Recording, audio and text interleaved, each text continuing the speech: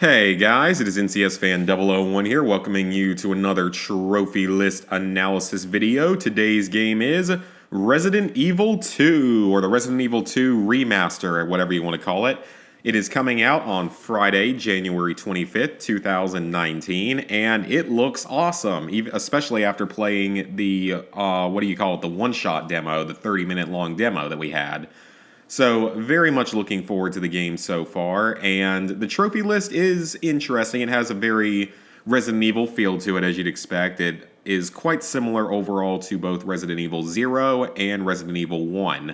The game comes with 42 trophies, worth 1,230 points, 1 platinum, 4 golds, 9 silvers, 28 bronzes. Now, I'm not surprised that people already have the game. I am surprised that someone has already managed to get the platinum. So that's kind of crazy. I guess, though, people have already gotten it, like, since Monday, I think, was the earliest people were playing it, so I guess it's not that big a surprise. So we start out with our story-related trophies. Welcome to the City of the Dead, and these are all bronzes. Make it to the police station.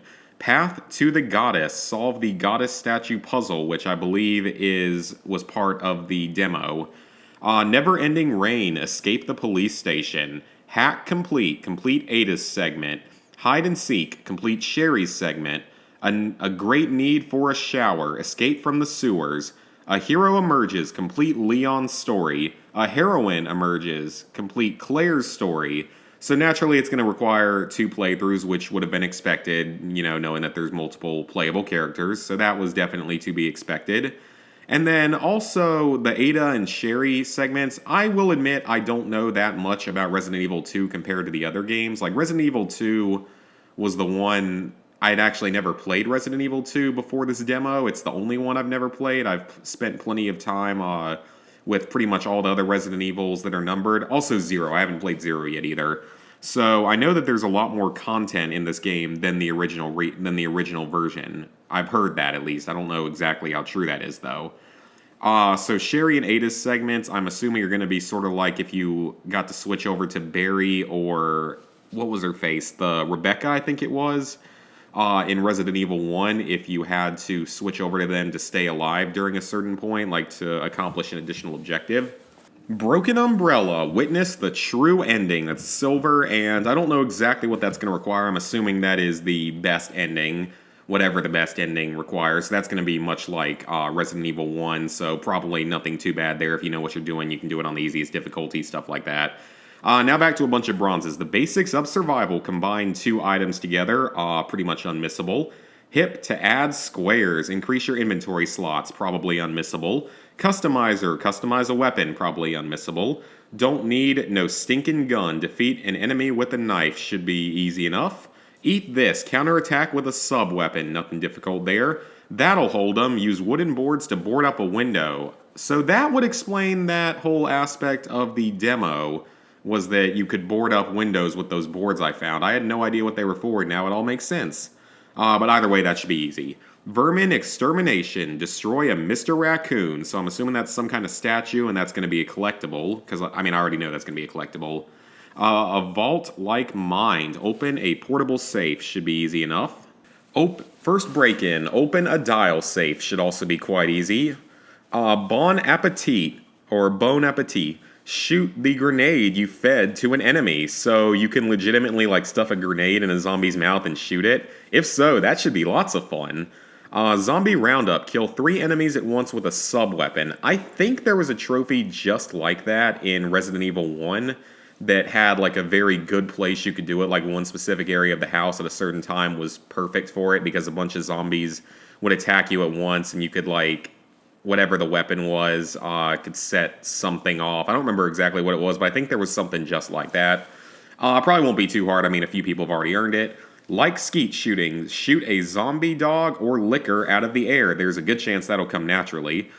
You could probably do it with a shotgun, for sure, would make it easier. Keep their heads ringing, paralyze a licker's sense of hearing. I don't know how you do that, but given that half the people playing the game have already earned it, it's probably not too hard. Hats off. Shoot Tyrant's hat off his head. That's probably going to be much easier than it would have been in, say, Resident Evil 1 because of the way the camera is in this game. Now we have a silver. Gotcha. Defeat Stage 2G using the crane only once. So the way that's worded is kind of weird. I don't know if that means that it's talking about an actual stage of the game or if it's referencing a boss. I think that's referencing a boss though, but I could be wrong on that. So either way, I'm sure there's a guide there'll be a guide out for how to do that, and you can do it on the easiest difficulty. So it probably shouldn't be too hard. Treasure Hunter, using the photo hints, find 2 hidden items, another easy collectible. A waste of space, expand inventory slots to max. Should be pretty easy. I'm sure it just requires you to collect a couple of like backpacks or something, sort of like in Resident Evil 7. One slick super spy. Use only the EMF visualizer to complete Ada's gameplay segment, as well as young escapee escape the bedroom within 60 seconds during Sherry's segment, so a couple of basically chapter-specific trophies. I have a feeling those probably won't be too hard if you have a guide to look at, just so you know what to do, especially if you do it on the easiest difficulty, so shouldn't be terrible, but that is sadly a missable trophy. Thankfully, you can manual save in this game, like with some of the other Resident Evils, and that would mean you could back up the save in case you miss it. So technically, it's not as missable as it could have been. With time to spare, defeat stage 4G with 4 or more minutes left until detonation. So that's why I think that it's a boss, but I could be, again, wrong on that. That's probably not too difficult, but I mean, time-based trophies can always be stressful. In the blink of an eye, defeat Super Tyrant with 5 or more minutes left until detonation. That trophy is more common than the previous one, so that must be easier. And I would think that that's like the final boss or something, or at least a major boss. Lore Explorer. Read all of the files, so you're going to need a collectible guide for that. Complete Vermin Extermination. That's a silver. Destroy all the Mr. Raccoons. Master of Unlocking. Of course, they had to make that reference. Unlock all safes and locks in the game, which actually has a pretty high completion right now, so it must not be that hard. You might not even need a guide for that one. Now we have what looks to be probably the 2 most difficult trophies in the game, Leon S. Kennedy and Sizzling Scarlet Hero. These are our gold trophies. Complete Leon's story on standard or hardcore with an S rank, and complete Claire's story on standard or hardcore with an S rank. Meaning that you were going to have enough skill to get the S rank. I'm assuming that it is sort of like, I know that in Resident Evil 1, I think you had to like, or actually, I don't even know. No, Resident Evil 1 didn't have anything like that I remember now that I think about it. So I don't really know what the S rank is going to require. Resident Evil 5, though, to get an S rank on a chapter, you had to have 70+% accuracy, no deaths, you had to complete it in under a certain amount of time, and you had to kill a certain number of enemies. So I don't know if it's going to be quite like that. It's probably going to be a little bit different because this game isn't going to be stage-based overall, but you never know. Or at least I don't think it's fully stage-based. I could be wrong on that as well. Because again, this is the game I have the least experience with in the Resident Evil franchise, along with 0. So I'm assuming that's going to be a couple of the hardest trophies, because S rank is probably not going to be the easiest thing in the world, but thankfully you can do it on standard, so you don't have to do it on hardcore. However, you may wish to do it on hardcore because of the next 2 trophies, which are also both golds. Hardcore Rookie and Hardcore College Student. Complete Leon and Claire's story on hardcore game mode. I'm assuming that hardcore is going to be just, harder. It's going to have less items. It's probably going to be a lot like Madhouse difficulty in Resident Evil 7, so I would expect it's going to be kind of like that. And now we have some more entire playthrough trophies that are silvers. Frugalist. Complete the game without using a recovery item. Given that there was a trophy for completing Resident Evil 1 without saving, this is honestly easier than that, because it would mean you're allowed to save and you're allowed to take damage. You just aren't allowed to use any healing items.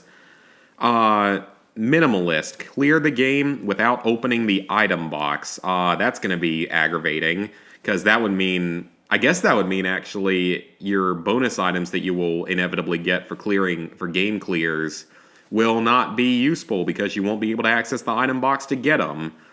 And then finally, a small carbon footprint. Take 14,000 or fewer steps in one playthrough.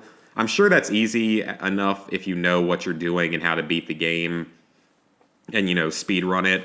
And the final trophy is a bronze Grim Reaper. Complete the 4th Survivor extra mode, so some kind of bonus mode, probably sort of like Ada's, to bonus chapters, or not even bonus chapters, just entire bonus stories you could do in Resident Evil 4. So yeah, guys, that is Resident Evil 2 Remaster. Very excited for this game. Unfortunately, I will not get to play it. Well, I mean, I guess I still could, but I was going to get the collector's edition or whatever it was, or the deluxe edition, the really cool one for $200 from GameStop. And then GameStop randomly canceled my pre-order for absolutely no reason. I mean, I know it was probably because they did what they always do and sold copies of it, so some people get screwed. So I'm not too pleased about that because it means I won't be able to get the special edition. But I will still eventually play the game. I'll probably end up, I don't know if I'll rent it or if I'll just wait until it gets cheaper though. But either way, I am looking forward to playing it. As for difficulty and time, I'm assuming the game can be beaten relatively fast once you know what you're doing. I mean, that's how most Resident Evil games are. A lot of them are good for speed runs. But this one is going to require, I think, a minimum of 4 playthroughs. Probably a couple playthroughs on easy, one with each character and getting the best ending, and maybe getting some of these miscellaneous trophies done along the way. The like not using a recovery item, the item box, the steps, sort of get those out of the way. So I don't know if you could do all that stuff in just your first 2 playthroughs, and then at least 1 additional playthrough for each character after that to get the S rank. Potentially you do it on hardcore mode. If you don't want to do it on hardcore mode, you do it on standard, and then add 2 more playthroughs on hardcore mode. So I think that for most players, it's probably going to take a minimum of 6 playthroughs to get the platinum. But again, the game probably is not overly long. I mean, I think it's longer than some of the other Resident Evils, but Resident Evil games, again, are generally good for speedrunning. So hopefully that's not too difficult or time-consuming, because Resident Evil 1... Once I got sort of used to the game after 2 or 3 playthroughs, it became very easy to run through quickly, knew where the items were, where the weapons and stuff were, and it was pretty easy at that point. So we shall see what happens. I'm going to put this one at a 5 out of 10 at the moment, but I could be wrong on that, and I'm going to put it at like 20 to 30 hours. So hope you guys enjoyed the video, and see you for the next one.